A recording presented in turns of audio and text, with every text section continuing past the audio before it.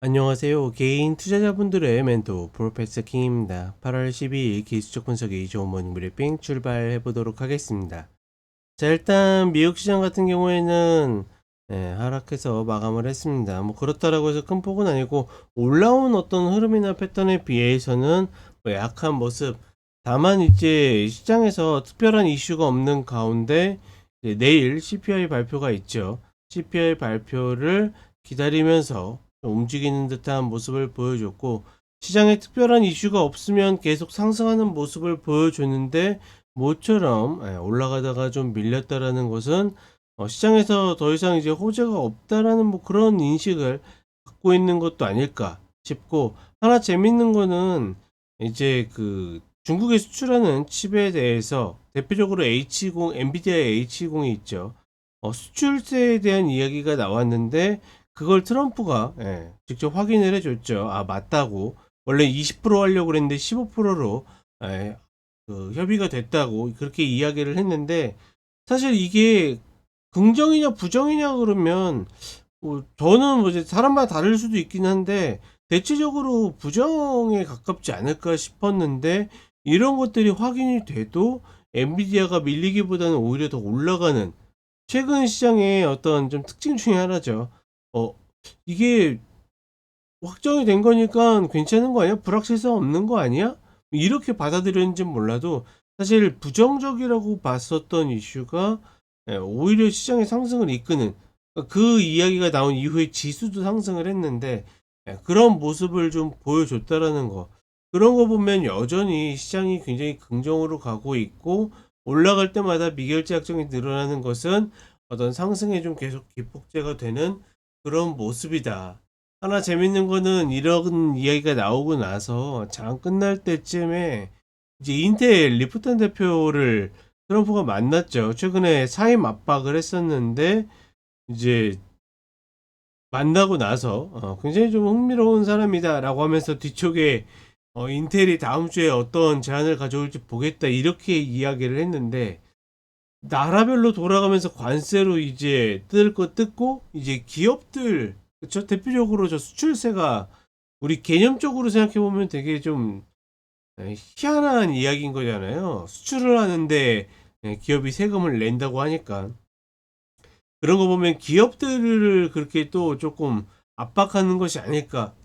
그런 것들이 있는데, 중요한 거는 시장에서 이런 내용들을 여전히 부정적이다 이렇게 보기보다는 트럼프가 뭔 얘기를 하면 어차피 말겠지 이런 생각들이 굉장히 강한 것이 아닐까. 여전히 시장은 계속 상승으로 가고 있고, 결국은 지난번에도 이야기 드렸지만 일봉상의 20평을 이탈해서 저항이 확인돼야 밀려내리지 않을까, 뭐 이렇게 판단을 하고 있습니다. 그리고 한국 시장 같은 경우에도 큰 틀에서는 뭐 관점적 변화는 없다라고 보고 있고, 결국은 코스피가 좀 멈칫할 때 코스닥이 움직여야 되는데 아직까지 그런 흐름들이 좀 부족하다. 그런 흐름들이 조금 더 나온다라 그러면 시장이 좀 더 힘있게 아직까지 갈 자리를 가지 않을까 이렇게 판단을 해 보겠습니다. 자, 그럼 간단하게 차트 보도록 하겠습니다. 먼저 나스닥 선물 30분 흐름을 보게 되면 계속 상승 추세를 유지하는 가운데 점점 진폭을 줄이고 있죠. 점점 진폭을 줄이면서 다시 한번 이제 120평 이탈의 기로에 좀 놓여져 있다. 전반적으로 시장의 어떤 이슈나 이런 것들이 좀 소강 상태고, 이제 오늘 CPI 발표, 내일 PPI 발표가 나오면서 인플레이션 지표가 이제 어떤 식으로 시장을 이끌지, 전반적으로 인플레이션도 좀 조금씩 악화될 가능성이 높다라고 판단하고 있기 때문에 이런 것들이 얼마나 좀 압박을 줄지가 관건이라고 보고 있고, 시장의 형태 자체는 저 120표만 이탈만 만들게 되면 쌍봉 형태에 가깝게 만드는데, 오늘 같은 경우에도 그러니까 어떻게 보면 이렇게 쭉 빠지다가 막판 3분 동안에 다시 이렇게 쭉 올라오는 그런 모습을 보여줬습니다. 여전히 그런 모습을 봤을 때는 최소한 종가 저가의 어떤 흐름들이 나와야지 시장의 압박을 받을 가능성이 높다라고 판단하고 있다 정도만 참고하시면 될 것 같습니다. 그리고 한국 시장으로 오게 되면 지금 일봉상 22평에 좀 걸쳐 있죠. 22평도 이제 평행으로 누우면서 꺾이기 직전인데 일단은 그 위에서 움직이는 모습을 보여주고 있고, 사실상 꺾여 내린다라고 하더라도 상관없거든요. 즉 이전에도 이야기 드렸지만 이 4차기까지는 언제든지 내려올 수 있고, 이 자리만 딛게 된다라고 그러면 여전히 신고가를 향한 패턴이 유지되기 때문에, 예, 뭐 지금 자리에서 꺾인지 마는지는 크게 신경 쓸 이유는 없다.